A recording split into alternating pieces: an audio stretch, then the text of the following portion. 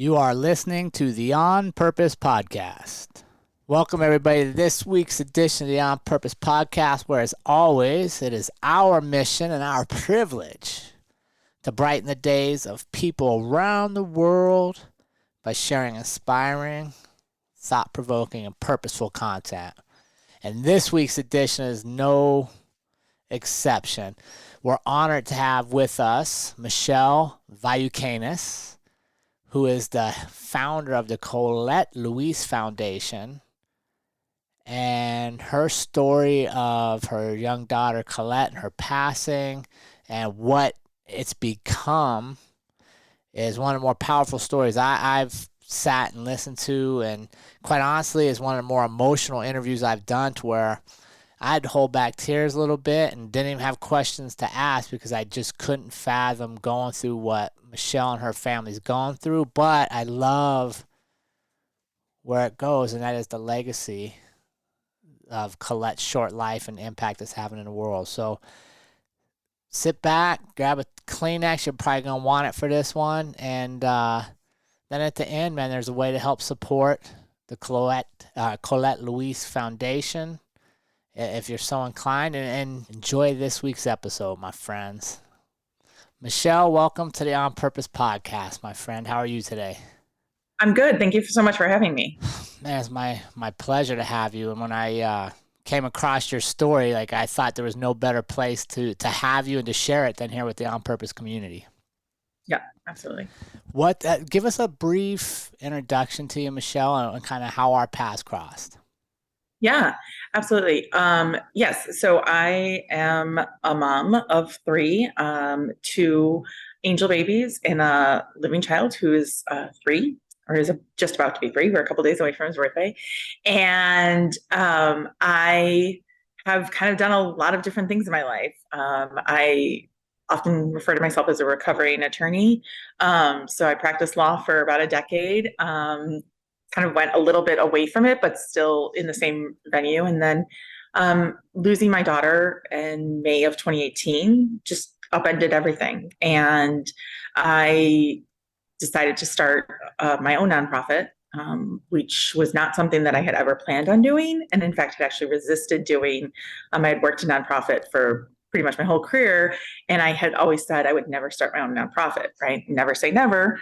So I did. And so we are coming up on our 5-year anniversary of the nonprofit in Colette's name, my daughter who died.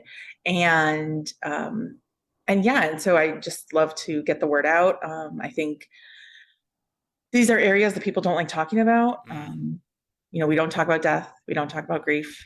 And we really don't talk about it when it comes to babies. And I think that's really something that we need to be addressing and talking about. And so that's kind of where paths crossed. Well, I want to first say thank you for having the courage to share publicly, right? Because I think that's the first step, right? Is to get other people to talk about it, somebody has to talk about it first. So I want to applaud you for the courage to go public and to run your foundation stuff, and I can't wait to get into that story and share that. But first, before we do that, we always warm things up, right? Because we got to get into the heavier stuff. So you're a recovering lawyer. How is recovering going for you? It's good. Yeah. I will say that I really loved practicing law for a while, and honestly, it was a lot of the not the work with clients. I loved working with clients. It was a lot of the sort of toxic masculinity that exists in the law, right? And so it was, being talked down to by judges and other attorneys and all of that. And, it starts to wear on you after a while. And honestly, if that had been not part of it, I might still be practicing. I don't know. It's really hard to say. I think that things worked out in ways they were supposed to. But that was really my biggest thing. And I will say it's been about 7 years since I stopped practicing. And I will say every once in a while, especially, I'll see a show or I'll see something and I'll think of those great, wonderful, courtroom moments that I loved and that I thrived on. And then I have to remember that you have to go through a lot of stuff to get to those things. And it's that other stuff that I don't really want to deal with. That's the highlight reel part of the job. Right. Exactly. Yeah. Yeah. Well, we wish you well on your recovery from law, right? So let's get the community to know a little bit about Michelle behind the scenes. So I'm gonna warm you up here with some questions. I love knowing this stuff. You get stranded on a deserted island. You get one food forever. What would you be eating? Ooh, that is a really good question. One food forever. Oh my God. I'm gonna go with tacos because I feel like Ooh. that's kind of like you can manipulate that a little bit and make some changes so it's not, never gets boring. So Yeah, and nobody ever has a bad Taco Tuesday. right, exactly. Even your worst taco is still pretty awesome. So Oh, they're the best food. That's a good yeah. one. All right, I wasn't sure if you were gonna go taking a deep dish Chicago style pizza with you out to your island. You know, not every day.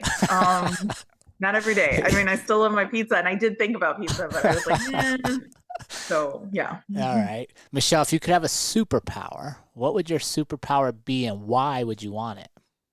Well, I often say I would love to clone myself, so I could be in multiple places. So I think some sort of cloning feature or ability to speed up time and be in two places at the same time, that kind of thing, I would love to do because there's so many things to do. And I think especially as a mom and a working mom, um, I think that, trying to, the idea of like having it all and trying to be there for your kids and, still have a professional life and somehow in the middle of that also remember that you are a human that needs to be taken care of as well.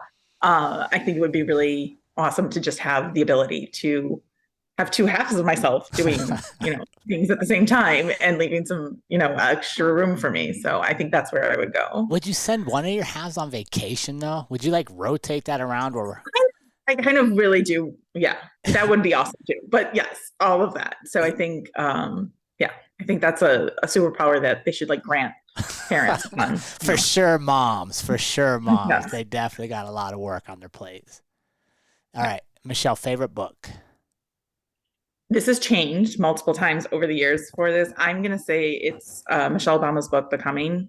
I really felt like that. I love Michelle Obama and I just, I think she's amazing. But I think that book really came at a time. It was not long after my daughter had died. And I think her talking about her own fertility struggles, her own miscarriage, and just really seeing that and feeling like I wasn't alone and feeling like, people who had power and access to resources and everything still have the same issues that I had.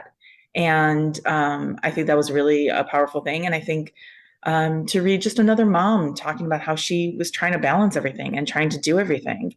And I just really found it to be a very powerful and helpful book and just to break a silence that I think is so, feels so heavy to not talk about those kinds of things. Very cool. Yeah, I've not read that, so I'll have to add that to our list. You get dinner with one person. Who would you want to have dinner with, and what would you want to ask them? Again, question that could change on a dime, but I'm going to say right now, I would really love to have dinner with my grandfather. My grandfather and I were super close. He died when I was 12. And I think right now I have that a lot on my mind. I'm sort of at a point where, I'm really disheartened with a lot of things in this country. And my grandfather, brought a very young family with young children to the US from Cuba. And when his country didn't look like how he thought it was supposed to look like and how he expected it to look like. And so I think I would just love to have, even 5 minutes with him to just say, how did you make that decision and what did you do? And if you had stayed, what would that have looked like? And just kind of talk through all of that. And I think that would be really, it's something that I often wish I just had 5 minutes with to say that. Yeah, for sure. Grandparents commonly come up to that as the answer in that question. Yeah. It's just, Yeah. you really don't appreciate them almost till they're gone, right? Because you're so young that you don't have all the life questions you have now. And you Right, couldn't possibly right. know it. Yeah, interesting. Yeah. And like I would love for him to meet my son. My son has his name as his middle name. And so I would just Oh, like love to have him meet him and to have met my daughter. And I hope in some, we don't know what happens in the afterlife, but I always hope that my daughter is in a heaven, in a whatever you want to call it, and that she's being spoiled by my grandfather the way that I was spoiled by him. And I don't know if that's actually true. It's what, so kind of sustains me and that I believe to be true. So I think, just to have that experience would be great. Well, I'll tell you what, you put a little tear in my eye on that because I 100% believe it's true. In my beliefs, there's no doubt she's up there being spoiled right now and telling you don't have to worry. I think that's the big thing. So, Michelle, are you warmed up? How you feeling? I'm feeling good. Good. I like you your ready? question. You're good. Yes. You got tacos on your mind for later today. We're gonna skip the deep dish pizza. Let's just start then with the obvious. Talk to me about Colette and the story of Colette. Yeah. So the story of Colette, really starts with my husband and I got married in August of 2016, and we had been friends for several years, and then we started dating and got married, and we were so we're 5 years apart. So I was in my early-ish 30s, but nearing 35, and he was towards the end and nearing 40, and we started trying right away because of our ages, and we knew we wanted to have kids and could not get pregnant. And, just one of those, right? I felt like I had grown up with this idea of, you have sex, you get pregnant, right? And all of a sudden I was in this time where it was like, we're doing all of this and why are we not getting pregnant? After about 6 months of trying, we went and got fertility testing done. We got a diagnosis of infertility because it had been long enough, but with no real reason why. So there was, maybe we could improve a little bit here and a little bit there, but, we really don't know why you're having these issues. And so we tried and we did infertility treatments. And on our first round of IVF, I got pregnant and then I miscarried about 7.5 weeks with that. And that's, our nickname for baby at the time was Sweet Pea when we lost them. So we just say Sweet Pea and tried again and failed. And then on our third round, we got pregnant with our daughter, Colette. And I was so excited to be pregnant. And I was so excited to stay pregnant. And then the idea that I had in my mind of what pregnancy was like was far from what my experience was. So I was sick all the time. I think morning sickness is the worst named thing in the world because I was sick all day long and often at night a lot more than in the morning. But we were just so thrilled, and we got past, kind of the scary first trimester and felt like this is good. And then we, continued on and things were good. When I was 21 weeks pregnant, I really became obsessive about it. I had to make an extra appointment with my OB. Really fought things. I got sort of the coveted 6 p.m. slot and had nurses who I must have been the last appointment of the day. So the nurses called and they're like, you don't have to come in. And sort of deterred me from doing this. And I was really insistent. I said, no, I'm coming in and I will show up in your office. And, that's what I'm doing. No idea why that was the case, why I was doing this. And I knew, there was sort of an inner voice in me that was saying, Michelle, you're kind of being crazy about this. And so we went to that appointment, and including my husband, who later then admitted, I had a feeling that he thought I was overreacting and being a little insane pregnant woman. You just had an intuition. You needed another intuition. And I just needed to go to that appointment. I don't know why. And when I got there, my blood pressure was 188 over 110. And so normal is 120 over 80. So super high. And they tried several times and nothing. And so my OB said, you need to go to labor and delivery. She said, they'll monitor you and they might put you on meds. But this is too high and I'm concerned. And so we went, joking on the way over that, I had come from work. We were a little rushed. We were waiting to, I seem to have some nervous energy about, the pregnancy and baby and all this. And so maybe just now that we had heard the heartbeat, that maybe I would show up at labor and delivery basically, and they would laugh at us and say, "Why are you here? Everything's fine." That was far from the case. So my blood pressure was still high, and in fact got a little bit higher during that time period.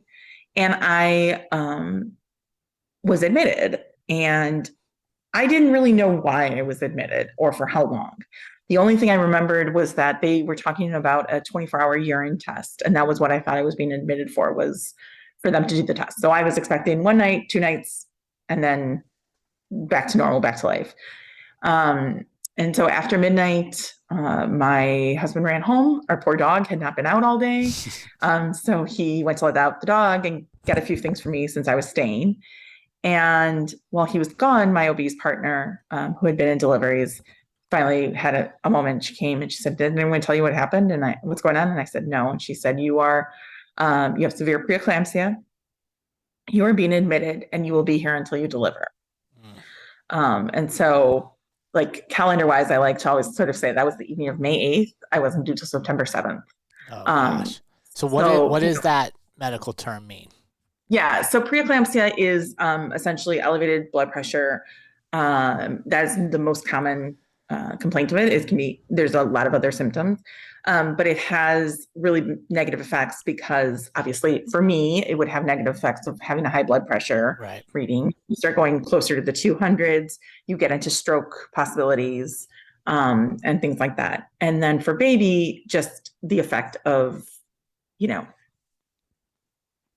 being in a womb of somebody who's having these issues and all of that. And there's a lot of potential complications and issues that can arise with baby. So in my case, Colette was not growing at the rate she should have been growing. So she was actually measuring very small when she was about 2 weeks behind when I was first admitted. On the ultrasound, she was measuring about 2 weeks behind. And the doctors were hopeful that once they were able to regulate my blood pressure and monitor me to make sure I didn't have any other spikes or anything, that there would be some catch up of growth. Okay. So I was in the hospital, and went from just kind of the everyday, get up, go to work, come home, all of that kind of stuff, to basically my sole job was to kind of cook her as long as possible. And we knew, so our hospital at the time would not intervene with medical care until 24 weeks, which is what they consider viability. That might have changed. It's been 5 years, and there's been some recommendations about earlier interventions for 22, 23 weekers. So my biggest goal was to get to 24 weeks, because if I didn't, and they had to deliver, we would just get to hold her and let her pass in our arms. And I didn't want that to happen if I could prevent it. So I stayed. And so after about a little over 3 weeks, I had a repeat ultrasound, and they found that Colette had not caught up, and in fact had no growth in those 3 weeks. And so she was now measuring probably 4 to 5 weeks behind schedule. And the doctors recommended delivery, saying, really, there's more interventions we can do on the outside than we can do right now while she's inside you. And so she was born 24 weeks and 5 days. So just the edge of what is generally considered viability. And she, we were prepared for all this stuff, right? And so if we were prepared, they told us, you won't be able to hear her. She's too young. So she won't cry. She won't say anything. You won't hear her. And they delivered her, and the room got quiet. They said she's a girl. We didn't find out sex until she was born. And although I knew she was a girl from the very beginning. And, they said she's a girl and did this. And then the room kind of got quiet. And then in this quiet, I heard this like tiny but really powerful squeak. And I said, "Is that her?" And they said, "Yeah." And they said, "She shouldn't be able to make that noise at this point." And I remember thinking, of course, it's my badass daughter, right? Like, derived from me and derived from my husband. Like, this is like, activism and everything is in our blood work, and like, in our blood, and like, of course it's going to be this kid that's going to defy odds. And then they had also warned us that if the smallest intubation tube did not fit her, there wasn't anything they could do, and that there was some concern, given her size, that it might not fit. The second to smallest fit her, and so it just sort of felt like, being in this room and just thinking, of course she's going to defy odds, like this is what we're going to do. And so she went straight to the NICU. And, the NICU, for anybody who hasn't experienced it, or even for people who have, is a super scary place, right? And my younger sister is 4 years younger than me, and she was 8 weeks premature. So I do remember the NICU from a young age. So I thought I was prepared for it. You're not, until you experience a child of yours in the NICU. There's nothing to prepare you for it. So she was just over a pound when she was born, really tiny in an incubator. Can't really see much of her face or anything because of all the tubes and wires and everything. Didn't get to hold her, all of those things that you just naturally assume when you are having a child that you're going to get to do. We didn't get to do any of those. And also I'm still recovering from a major surgery. And so, kind of doing that. And so we just figured we were there for a while. And we settled into a little bit of a routine. My husband went back to work. So he would get up early and he would head to work, and he would either stop by on the way or call and talk to the nurses about how the night had gone, anything that was coming up, if there were specific tests scheduled that day or not, anything like that. And then he would let me know. And since I was slower moving with recovery, then I would get ready and I would head to the hospital.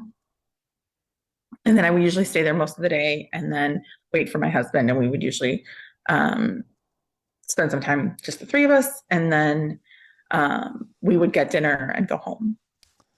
And that was kind of the routine we settled into. Sure. After 9 days, same thing happened. My husband got up and went into work, and then he sent me a message and he said, when I called to talk to the nurses, the nurse put the doctor on the phone. And those are kind of like, right, those are the bad moments. And I was like, okay. So I quickly got ready and went to the hospital. And it had just so happened that this was now a new shift schedule. So it was a new doctor that I had not met. He had met my husband the day that Colette was born. And so when I got there, he said, are you Colette's mom? And I said, yes. And he said, okay, I'm the doctor. And he introduced himself and he said, let's talk. And I said, okay. And I went to say, okay, start talking. And he said, let me find a room for us. And again, sort of like another, this is not good. Right. And so he explained all this stuff, and he was basically like, we're going to do everything we can, but I need to warn you, like, this is not looking great. And I don't ever remember him using the words death or dying or anything. And I think that there was a little bit of denial and a little bit of just, you're telling me things that aren't going to happen. Like, of course you're preparing me for the worst, but this isn't going to happen. It was really a lot of denial. And he said, I think you should call your husband. You have this room for as long as you want. And he went to turn to leave, and he got to the door, and then he stepped back and he turned around to me and he said, do you believe in baptism? And I said, I do. And he said, it's time. And that, to me, I think just really triggered the only time that you would say that this is time is you're not expecting my daughter to live. And so I called my husband, and as soon as he answered the phone, I burst into tears. And so he left work and came, and my sister came, and my mother-in-law and my sister-in-law both came. And it was actually ironic. My mom, that was the one day my mom said, I cannot leave work today. Like, oh, wow. So if anything happens, like, don't let anything happen. And that was kind of her joke to me.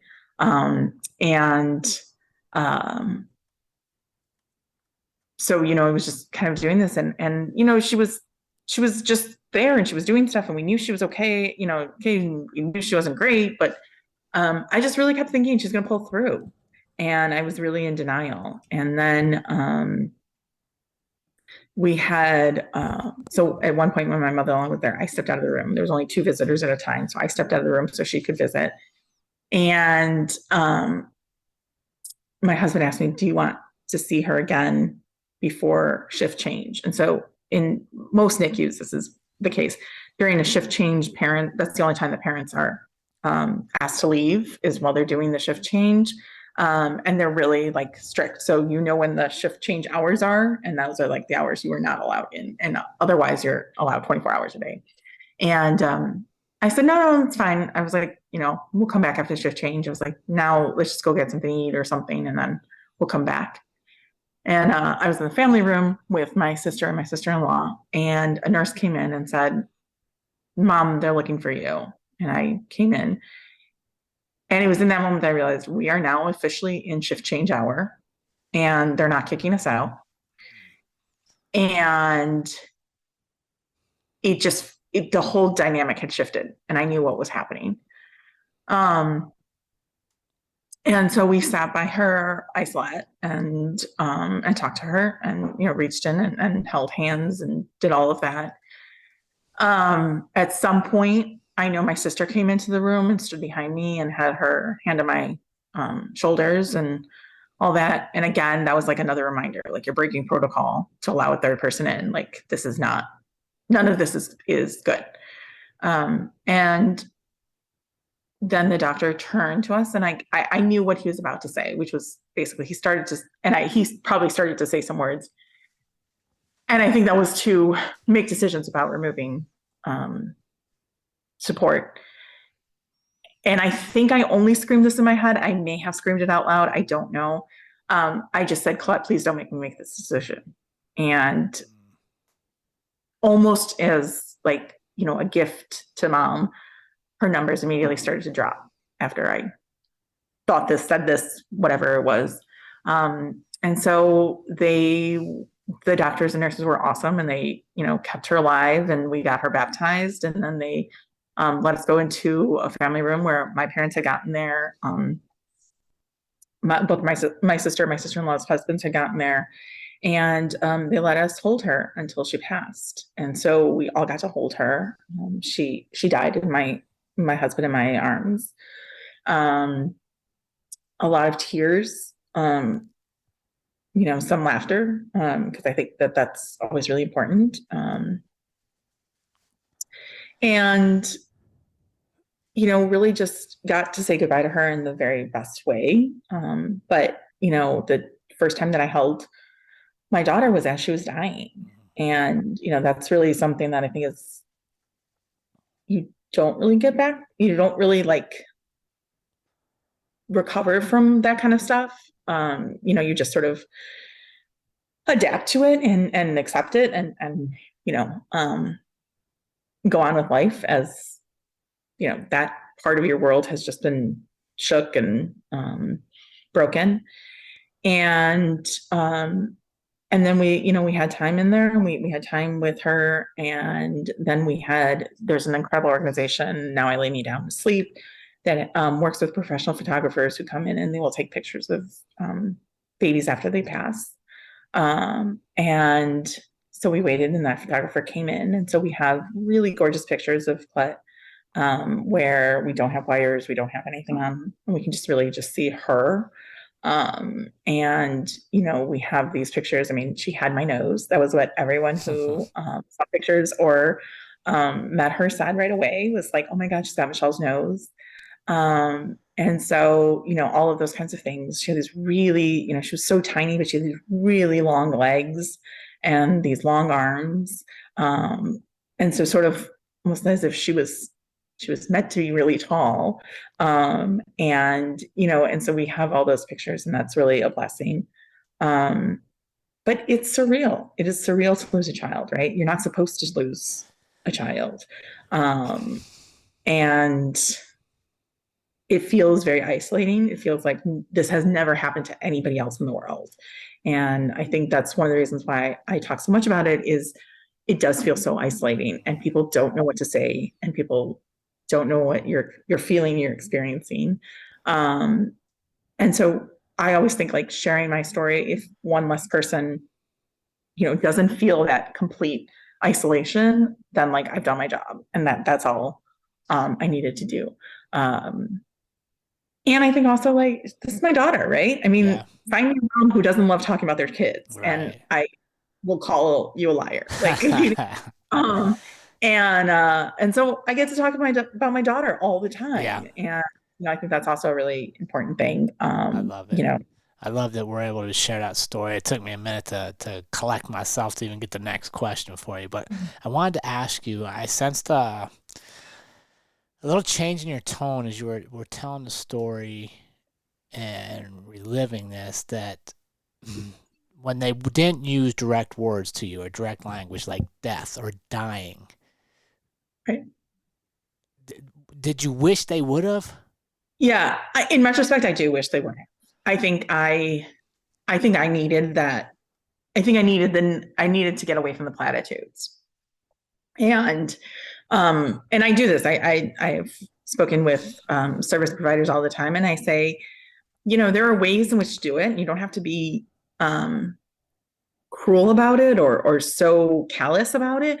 There are ways to do it and to use words and to say things. And I think that's really for me, I think once we made it past 24, 48 hours, 72 hours, I was planning for a child who's going to come home with medical issues and maybe disabilities, right? So I was thinking of things like, okay, we don't have a bedroom on our first floor. If she can't manage stairs, could we turn something into a bedroom? And what would that look like? And I was thinking about that. I was thinking about if there was a wheelchair or anything, how could we set up our house in such a way? Like I was thinking about that kind of stuff. I was thinking about how to balance a lot of medical appointments. I was not thinking that she was going to die. And I think that that's a very common and of parents that I've talked to that have lost a child after the child's been in NICU for, however long, they all sort of say the same thing. It's like, we just didn't think that that would happen. Right. And yes, I knew logically, obviously if she had had some sort of surgery, I know logically, like surgery for anybody carries risks, let alone Right. for a tiny infant. But I just didn't really think that we would go from she was in this and then she wasn't, and there was nothing they could do to prevent it from happening. And so I wish it was talked about more, and really just addressed, because I think not that it would have made anything easier, but I think I would have been less surprised and less thrown that could happen that quickly. Okay. And I think, yeah, I would have liked to have heard some of it. Yeah. I have no idea. I've never been in your shoes and I've never been in that situation, so I'm just trying to imagine best I can. I do have a question. How did your husband handle things? Because as I'm listening to that story, I'm like, oh my gosh, if that's me, like not only am I worried about my baby girl, but I'm also worried about my wife. Like I got two of you I'm worried about. How did he handle things? Right. I think, right, how do any of us handle any of these kinds of things, right? I think that aspect of having two of us didn't occur to me for a while. And I do remember we had a memorial for Colette, and he said he felt really lucky that day because he could have lost me too. And I remember thinking, how can you feel lucky? Like our daughter died. I mean, what are you talking about? And really, it took me some time to really process that. I think it's scary, right? As a mom and as one who was pregnant, I didn't really think about the risk to myself, quite honestly. I mean, I knew it, but I didn't really think about it. Right. To me, it was protect and save this baby. And that was my primary goal, right? And even to the point where during my C-section, they got her out right away. And it looked like all they had to do was basically close me up and my husband gave them some time to like work on Colette. They told us it wouldn't be right away. And after a certain period of time, he turned to me and he said, I really think I should go see Colette, but I don't want to leave you. And I said, no, go see Colette. That's the important one. And he left. And, we had a very, and we had a good thing. And I said, go take care of our baby. And he left. And then I had some complications where they weren't able to get my intestines back in, and the epidural I had started to wear off. It had been too long. And so they said, we're going to put you under. And just the day before, we had talked to anesthesiology, who had said with preeclampsia, they were really concerned and it was dangerous to put me under. And as they're telling me this, I remember thinking, okay, so I'm not going to wake up from this, and that's okay. Because Colette is going to be healthy and doing this. And I remember having two thoughts of, I said goodbye to my husband in the best way that I possibly could imagine. And if that's what I have to do, that's what I have to do. And then, because I usually like to take the heavy with a little bit of humor too. And then I said, and at least we've already picked her name, so he's not going to name her something stupid. And those were the two thoughts I had as I was going under. I honestly didn't think so. On the reverse side, that I didn't know for a little while, was they were still working on Colette NICU. So my husband stayed there in the hallway for a little while, and then he decided to go back down. And he overheard nurses talking as they were leaving the operating room saying, or, whatever it was, saying, oh yeah, they're having problems putting her intestines back in and they had to put her under. And he, at that point, was like, I don't want to go, because he would have to have gotten completely, sanitized again to go back in. He was like, I want as many people working on her and doing that as possible, because I like, and no one worrying about me. So he sat in this hallway for a while, not really sure if either of us were going to make it.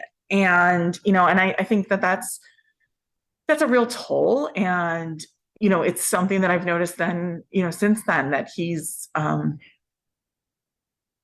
protective of me than I think he ever was.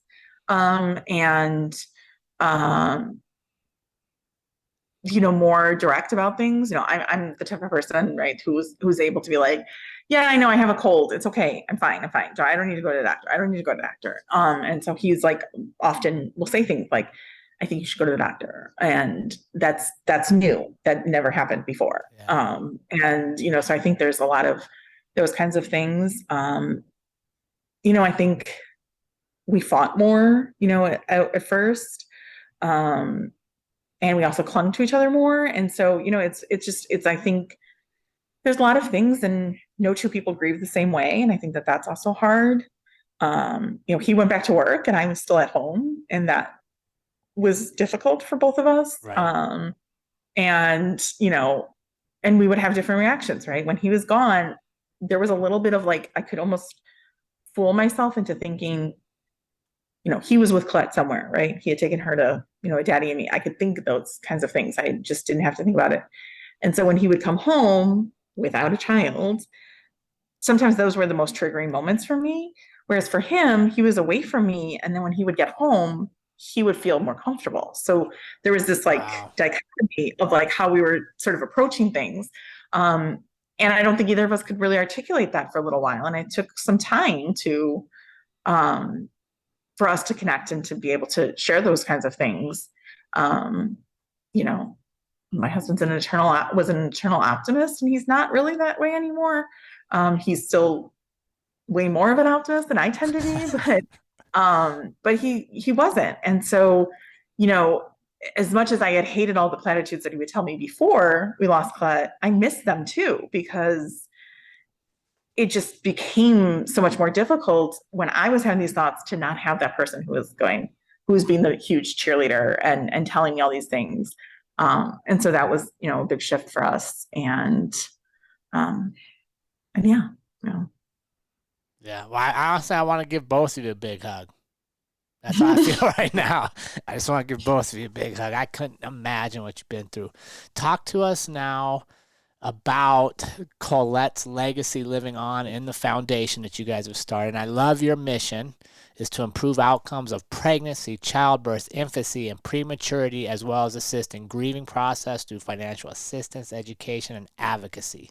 I love, anytime I hear advocacy, I love it because I know somebody's going to be fighting for somebody else. So talk us through the foundation and the work you're doing.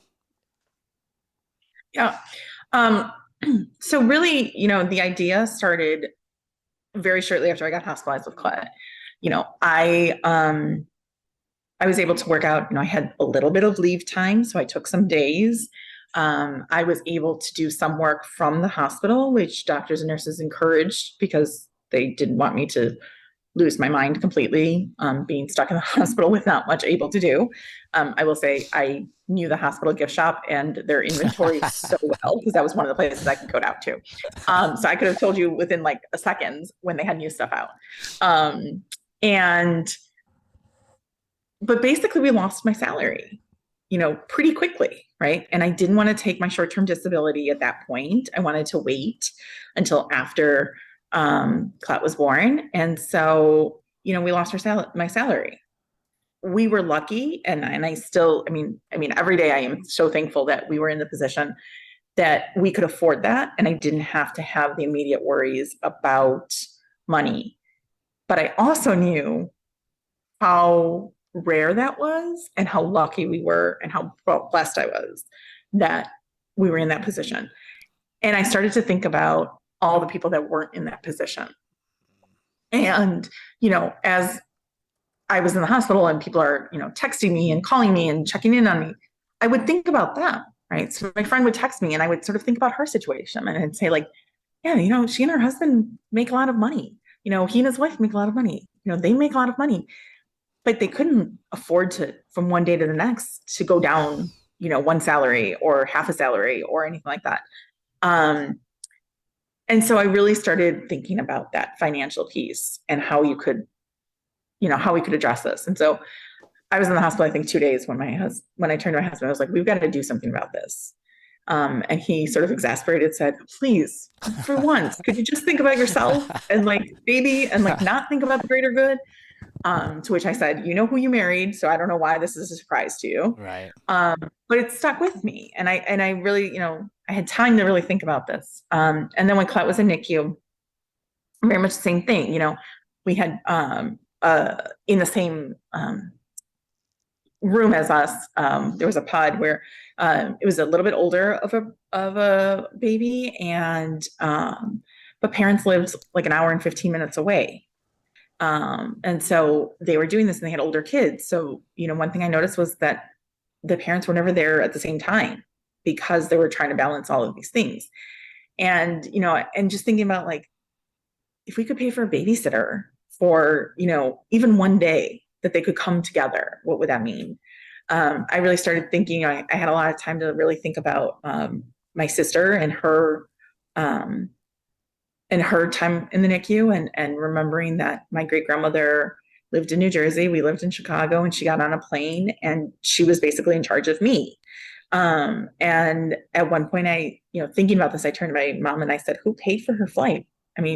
Just something basic. My mom said, I have no idea. I could not tell you. And she said, all I knew was that she was there and I could say, here's Michelle, and I didn't have to worry about you. Or at least not, top of mind. And so things like that, was there like somebody who could come take care of older kids or come take care of, mom who's recovering and not dealing very well with, recovery or having complications or anything like that. Where are those people and can we do that? And then, loss, you're asked questions. I remember, I had just died and then they're in and they're asking us, do you have a funeral home? And I'm like, no, I don't, because it was not on my radar. I wasn't thinking of that, and so, and making very quick decisions based on finances. And so that really stuck with me. That financial piece really just kept coming back to me to say, not that money solves everything, but money can help in a lot of cases. And how can we remove some obstacles and allow people to just focus on their health, their family's health? And so that kind of kept resonating with me, and I kept going through that. Um, and then I was also finding out how many people I had never known had lost and had never talked about it. So we would get, condolence cards and check-ins, and people would then disclose to us that they had had losses, throughout things, and people that I had known for, my whole life, or I had known for many years, that I never knew this about. And that made me really sad, just the idea of, like, you had a child and you don't get to talk about your child because there's some societal belief that, that's not what we talk about. And it was not something that I was going to buy into with our experience. And so, all of that kind of started to do this. I met with social workers at the hospital we delivered at, and I just said, this is kind of my idea, and I don't know, do you think that it would work? And what I found was that they were like, oh my God, what can we do to help you start this? Because this is not, this doesn't really exist. And I think it's really important to not focus on just one of the areas. So we look at it as sort of we say it's the three areas of the three stages of Colette's life. But, I think it's three stages that are very intertwined. And so, pregnancy with a high-risk pregnancy that develops complications, NICU stays, and then loss. And I think they're all intertwined, right? And so we can have things like, I think of one of our first families that we helped, she had prenatal appointments weekly and did not have reliable transportation and couldn't get to all of her appointments. So she was missing appointments, and doctors were really worried because they weren't being able to monitor her the way that they wanted to. And so, she applied to us, and we were able to set her up with a Lyft account that was charged to us. And so she had Lyft rides to and from the doctors. Amazing. And all of a sudden she was going to regular appointments. Well, she hadn't, I think either she hit full term or almost full term, and she had a baby in the hospital for a couple of days and then went home, right? And not to say that that was the defining moment of what saved her, but that's a factor of it. It's like, if you can get the regular care, it's less likely that you're then going to have all the consequences. And so I think, all of those things kind of compete together. And so that's where the financial piece began. And, to date, so we're just shy of our 5-year anniversary, and we have helped across the US. We've helped families in 48 states and given away over $1 million to over 1,800 families. And just, and we could give to more. I mean, really, our financial restrictions are, unfortunately, there is no like bottomless money pit, or, money doesn't grow on trees, right? All the things we heard. I really experience those every day because it's true, because the need is so great. And just, the things that are happening and that families are going through in these crisis situations is just, amazing. And I don't even know how some of these families get out of bed the next day, just because there's so much going on. Right. And I can't imagine a worse feeling than wanting with your heart and soul to fight for your child's life, but in the back of your head, there's financial burden coming that you may never escape from. Right. So I applaud you. Over $1 million in grants. So now you're using your recovering law skills to write grants. Right. And to help people. So I can't.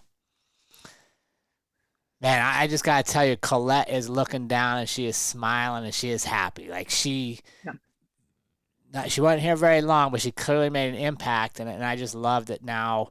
There's this old saying that I've always lived by, and it kind of helps me do what I do in life. And that's saying that a person passes away twice.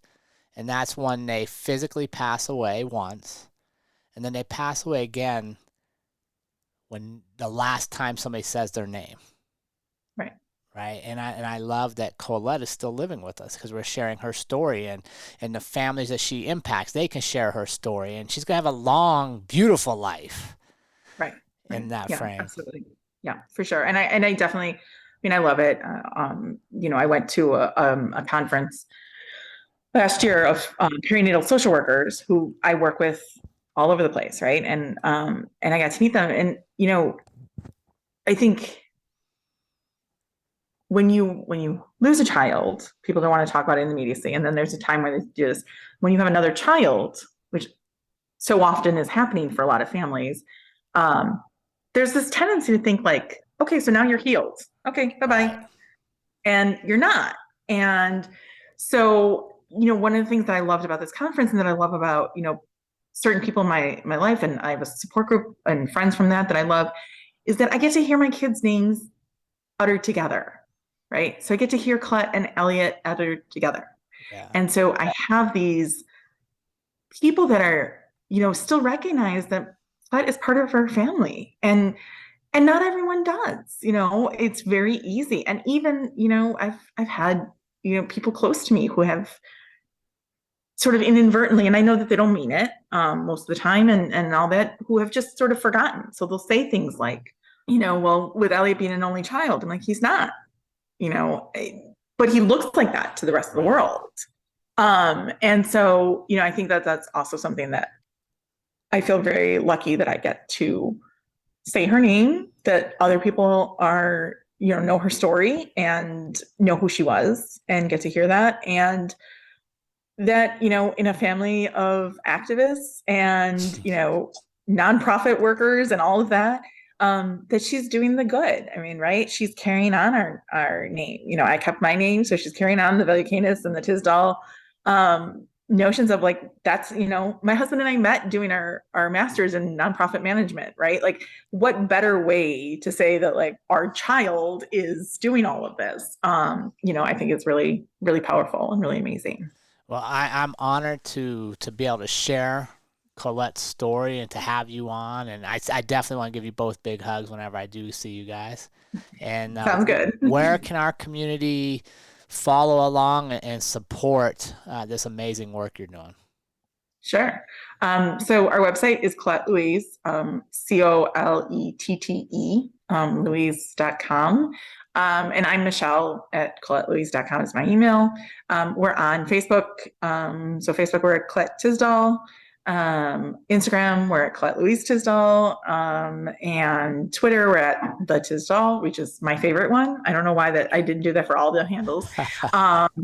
And, like always happy to, to share, to learn, to hear, to share other people's stories. I think, it's all powerful. And I think that's, to me, that's really how we're going to move and create change, is hearing those stories over and over again. I think that's really a powerful thing.